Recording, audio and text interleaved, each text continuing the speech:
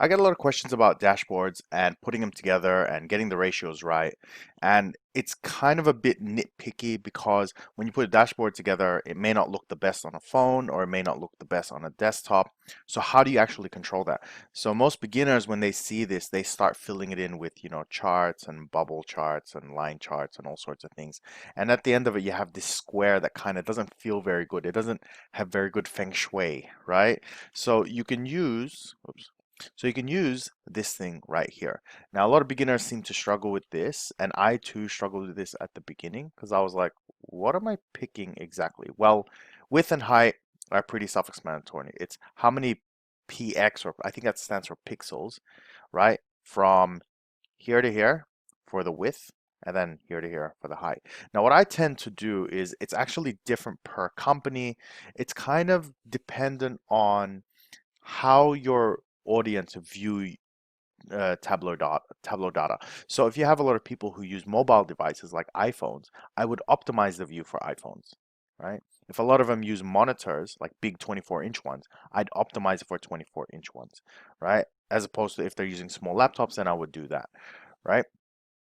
And you can kind of get a feel for what this would be as people use it more. You can just adjust it, and everything inside will just self-scale, right? So if I want this to be a permanent height and width, right, I use this fixed size. And what that means is if I change the size of this, right, if I do this, it's still that large, okay? So if it's a bit hard to see, let me show you what I mean. Let's just chuck some stuff in here. I'm just going to double click and put all sorts of stuff, right? So I got all these graphics in here.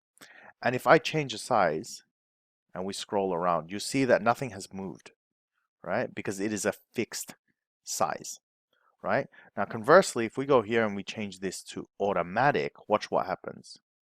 It will fill the available screen. Notice that there's no more scroll bars here, no more scroll bars. But if I change the ratio of this page, watch, it shrinks. See? It tries to fit it. I am not a fan of this. And this is exactly why. When you're building a dashboard, right? Let's say I build it with this size in mind, right? Like this. And I'm gonna make it look really good. So I'm gonna spend like a few seconds just doing this, right? Let's say we do that. We're gonna go full screen with this one.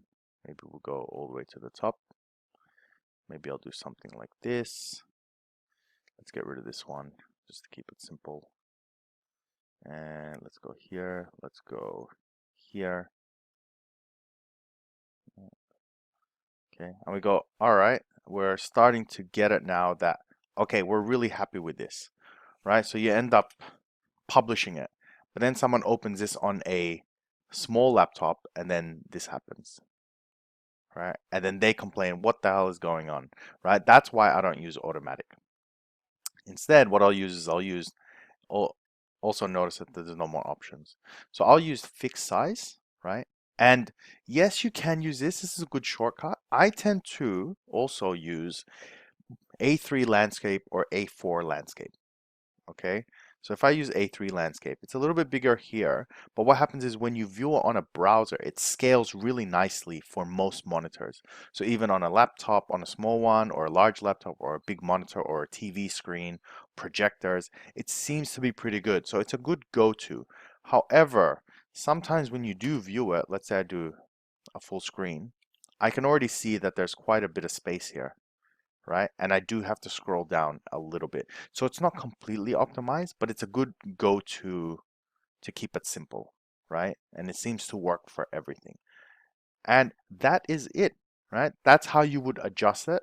Again, I recommend the fixed size, all right? Again, let me know if you have any questions below. And if you want to learn heaps about Tableau, check out the description, the links in the description. See ya.